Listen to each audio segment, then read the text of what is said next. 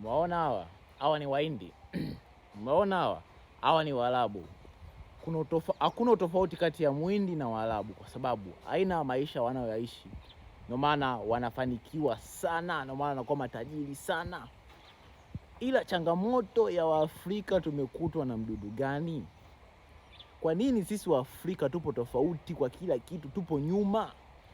Mwafrika ni mtu ambaye anaamini kila kitu atafanya yeye mwenyewe, aamini kwenye kupambana na wenzake, aamini kwenye kushirikiana. Yeye anachoamini, ndugu ni adui yake. Kwa sababu gani? Sio ndugu ni adui, mindset zetu zimeweka kuwa ndugu ni adui. Lakini mtu ambaye yupo karibu na kukusupport kwa changamoto zote ni ndugu yako, ambaye mtu anayekujua wewe source ya maisha yako, umetokea wapi, unaenda wapi.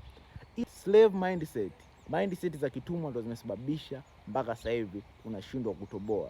Kwa sababu gani? Kila siku tunaanza namba moja. Unaelewa? Kwa sababu tumetengenezewa mazingira hayo ya kuanza namba moja, sio uje kuendeleza kile ambacho mzazi wako alikiacha. Wahindi wenzetu, anaanza baba, mtoto anamaliza. Anaanza baba, anapata mtoto, mjukuu anamaliza. Waarabu hivyo hivyo. Ndio maana wamefanikiwa.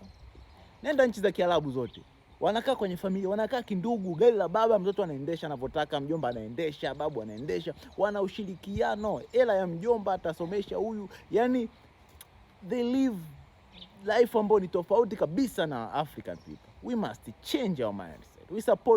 Tunatakiwa tu support yani each other, man. That's how we live. Yani easy.